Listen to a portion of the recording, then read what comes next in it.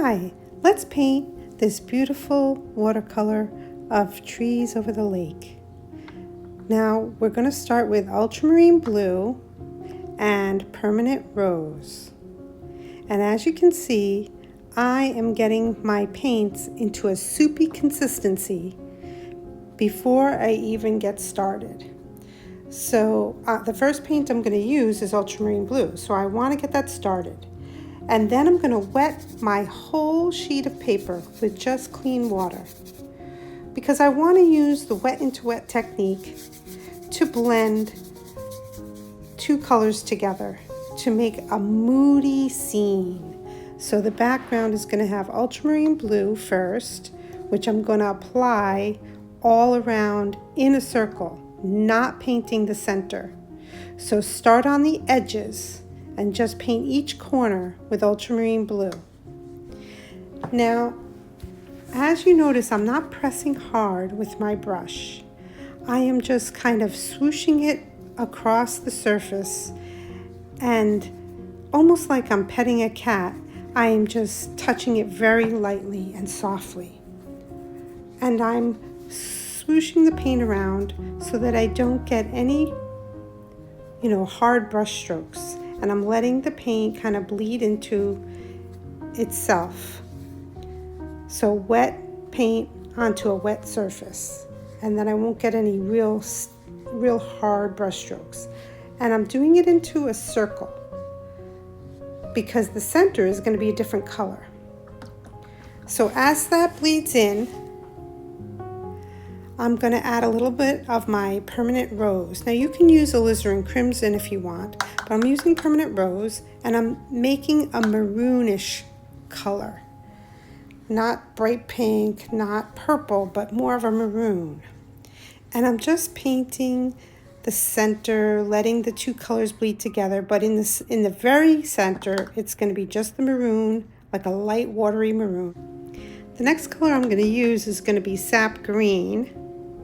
But as I can see, my paint is pooling. So when the paint pools, all you have to do is tip it around and get it to kind of all go to one side. Instead of pushing it around with a brush, I'm just tipping it, and then I won't get any brush strokes.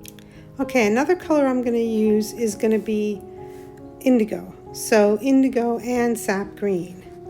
And while my background is still wet, I am going to decide where the horizon line is going to be, and I'm going to rub out with a piece of paper where the water line is, where the water horizon line meets the sky.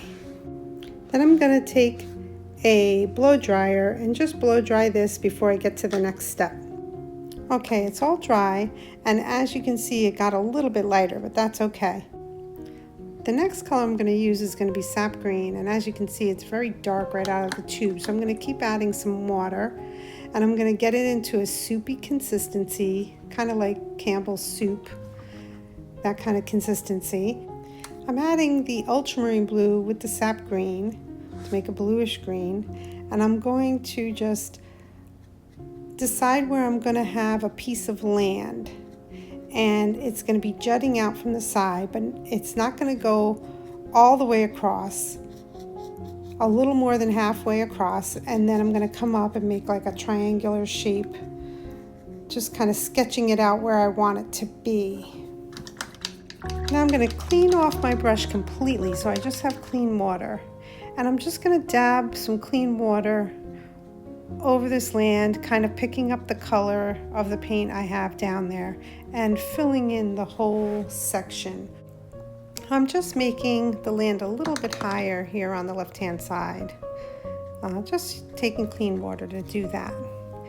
Now I'm going to take my indigo and I'm going to mix it with that maroon color I had. And that's going to be used for like a reflection of this landmass in the water. So I'm just going to pull it across the bottom. I may have to go over this area a couple of times, but right now I'm just filling in to kind of decide where I want this. This is kind of painting done out of my head, so I'm just taking it from memory, from what I see all the time when I'm painting on the lake. I always see trees bending down over the edge of the water, and they leave reflection on the water. So I'm just putting that down, getting a little bit darker here. I just wanted the horizon line where the water meets the sky to kind of show up a little bit better. So I'm taking like the faintest light blue, you know, from the ultramarine blue, and just lightly doing it in this section, and then fading it up with clean water just to make it look like more noticeable where the water meets the sky.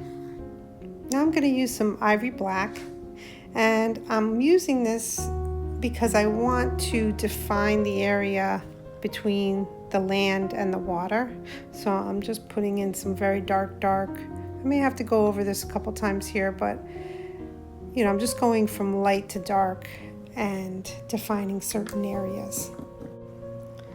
Next, I'm taking more of my sap green, and I'm adding a little indigo to the sap green because I wanted this grass area to be darker, and it kind of got washed away. So I'm going back in and putting the grass in the front of this landmat. But after I blow dried it, it got even lighter. So I'll go back to that later. Let's talk about the trees. We're going to have 3 main trees here, and we're going to use black, the ivory black, and a round brush. And I'm just with the tip of my brush, very tip, and I'm pulling up so lightly. I am not pressing down at all. I'm just lightly dragging the brush, pulling up, and I'm going to start at an angle, and then I'm going kind of to the right, to the left, and then to the right again, and I'm just pulling it up, trying to get thinner and thinner and thinner at the top, just to give an idea of where that first tree is going to be. And so just one line going up, but it's not straight. It goes up to the right, then to the left, then up to the right, and kind of splits and splits. And that's the first tree to start. Now I'm going to take my detail brush, and I'm going to make even smaller branches off of that tree. So maybe one here. It has to be watery enough for the brush to glide. And I'm just going to pull. I'm going to go up, and then I'm going to go down. Because remember, I want some of the branches to be hanging over the lake. So I'm just kind of a squiggly line up, and then down, and a couple more. And then maybe one right here. Okay, so let's start with the other tree, and I'm going to take the larger round brush, number 6, and I'm going to start right about here. And I'm using black, and this one's going to kind of go a little bit straighter, and I'm going to split it. But I'm not going to go all the way up this time because I think I'm going to have leaves up there. So I'm just kind of starting out with the trunk. I may change the direction or the shape of the trunk, but I think for right now, I just want to get in where they're going to be. And then I'm going to do a third one over here on the side, just to line up. Always make the bottom of the trunk a little thicker, and then pull up very lightly with the tip of my brush, another split in the tree, and kind of make the bottoms a little uneven. Make this one a little bit thicker because I want the middle tree to be the thickest tree. So I have a really thin one on the right hand side and then a thick one in the middle.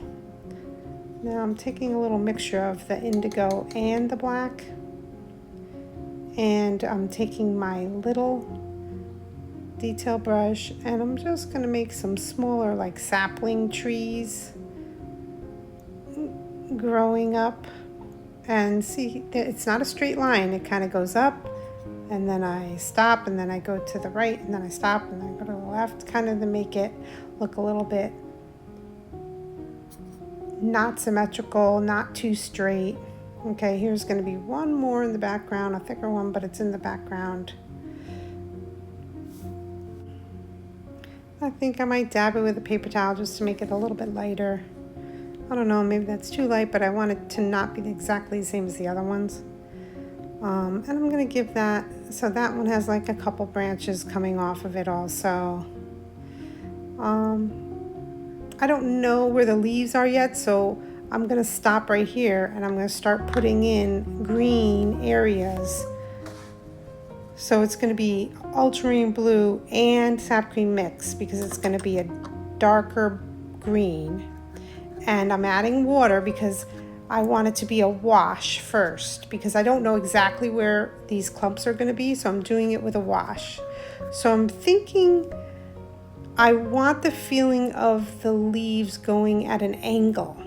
See, so this is just look at the shape. I'm doing a shape kind of going at an angle, coming down towards the water. So if you can just paint that shape, and then I follow along, adding some more sap green, adding some more ultramarine blue,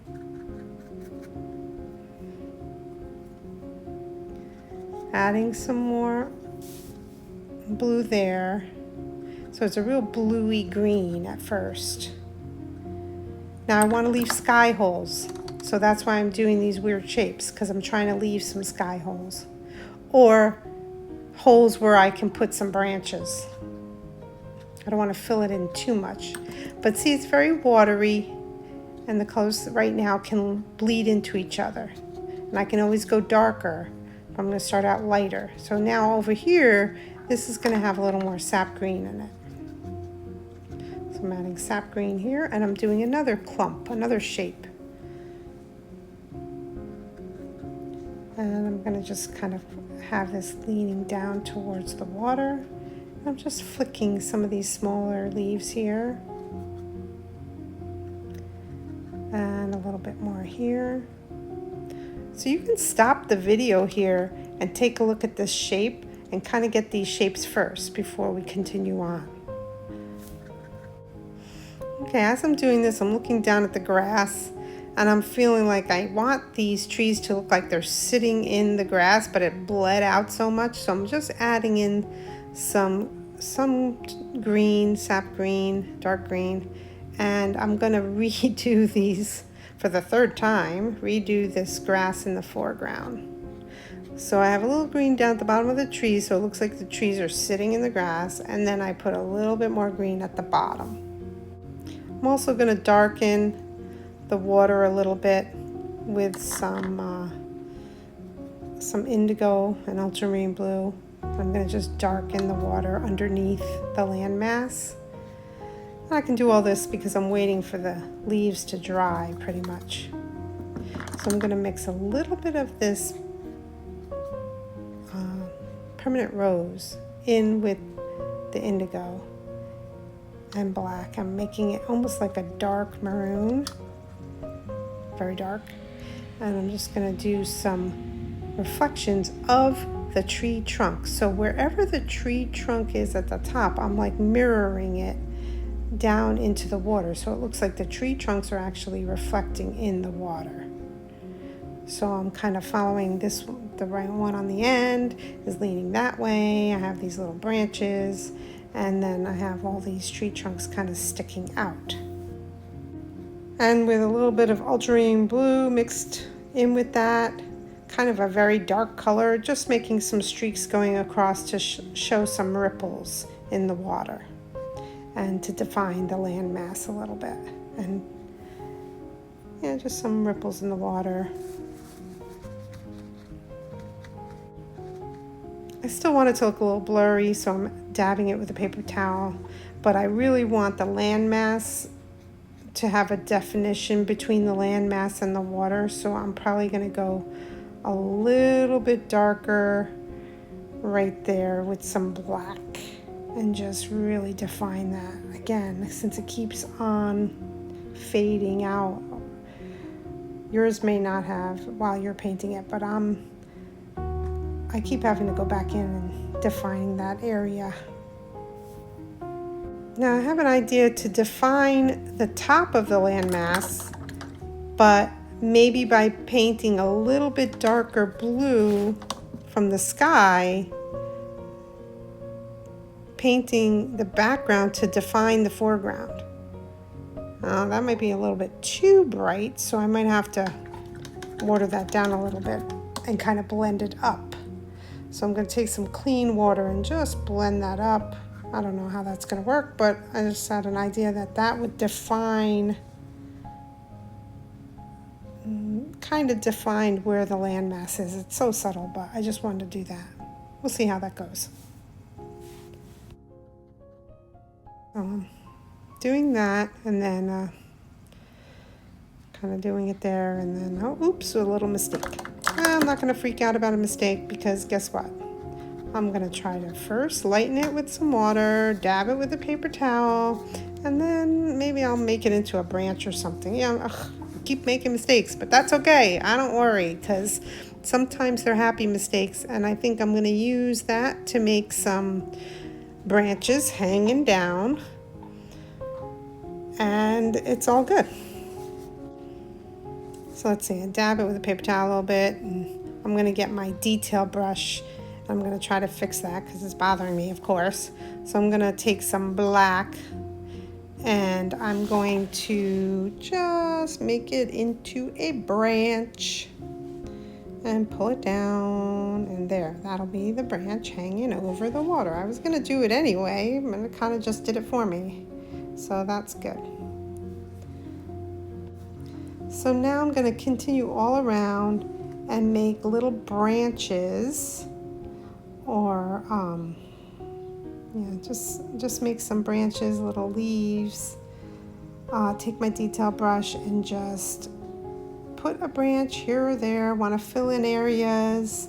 I want it to look balanced, and I want the branches to look like it's connecting to the leaves. So I'll do a branch here to the left, do a branch here to the right, kind of filling in where these clumps way up top are attached to the tree trunk. So I'm just, in these sky holes, I'm just going to put the tree trunk here, some branches here, and I'm just going to continue around and do that. Oh, that got a little dark. I'm going to dab it. A little branch here, a little branch there. I'm going to continue doing branches. Now I see over to the right here, I must have dabbed some paint, but like I said, a happy little accident, because I'm looking at it as I'm doing this. I'm looking at this little blob over here to the right, and I'm thinking, what could I make it into? Well, actually, I wanted the branches to be hanging way over the water, so I'm going to just make that into some leaves or something, and I'm going to attach it to the tree.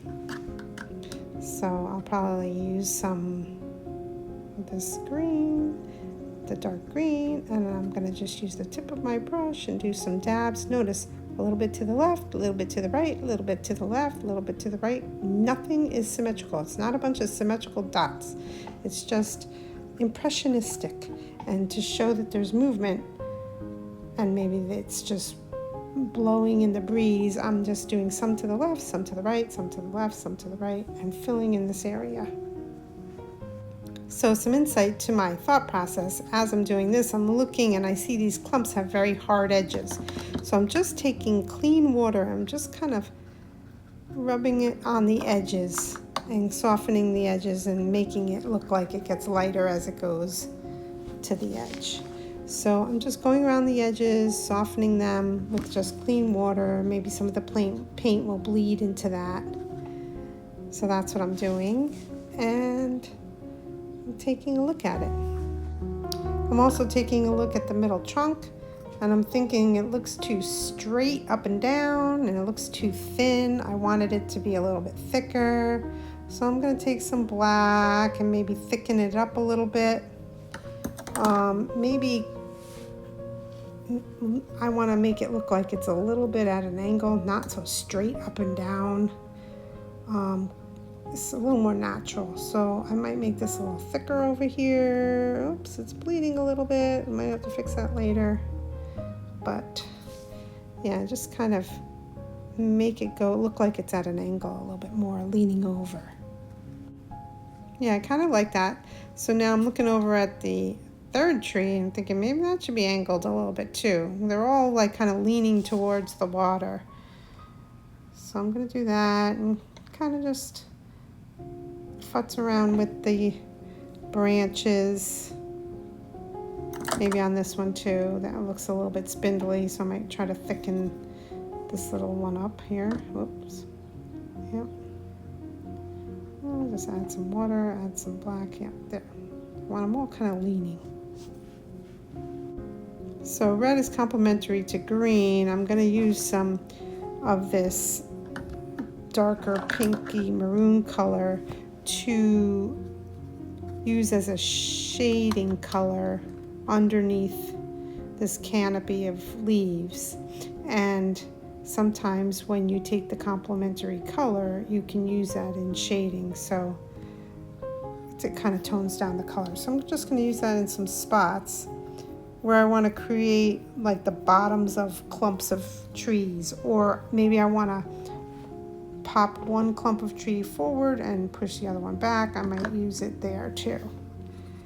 I'm only mixing in a little bit of yellow, although I didn't have yellow as one of the main colors, but just on the edge, because maybe I want it to be a little lighter, like an orangey color on the edges. Just put a little bit of color into these leaves. Maybe they're picking up the sunlight.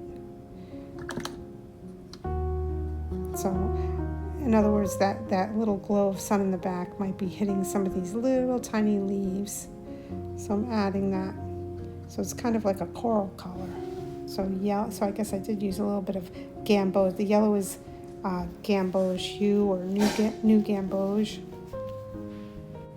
Now I want to put some really contrasting darker areas in these leaves. So I'm using ultramarine blue, sap green to make a dark green and less water. So it's pretty dark, maybe even adding a little black to it. And I'm going to do underneath the whole canopy with real dark, and then so I'm going to do underneath, and then I'm going to do above that canopy, this front canopy, kind of creating this shape. So I'm going to do above it, and then the lighter area. So I'm pushing back what's behind and then pulling out that lighter area in the bottom. And I'm just making a bunch of leaves, almost like just creating texture. So the texture is created by having lights and darks. And I started with lighter and I'm adding in dark now. And just flicking some leaves. Uh-oh, I need to make these tree trunks a little bit darker. Now I'm going to take my detail brush and some dark green, bluish green, and do a little bit of texture in these leaves. A little tiny leaves, some going to the left, some going to the right, pointing down, hanging over the water. So I have light and dark leaves here. I'm just hanging down, bringing some with my tiny detail brush, bringing some down, and now doing a little bit of detail in these blobs here and a little bit here. I'm going to do a few more little green leaves here just to show texture. Okay, I think I'm just about done. I mean, maybe a few more darker areas down here and up here, but I'm pretty much done. So I think we are ready to take our tape off. I hope you enjoyed painting along with me. We had fun doing a little bit of impressionistic watercolor work here, but these beautiful whispering branches over the lake I think came out pretty good, and something that I see all the time here where I'm from around Candlewood Lake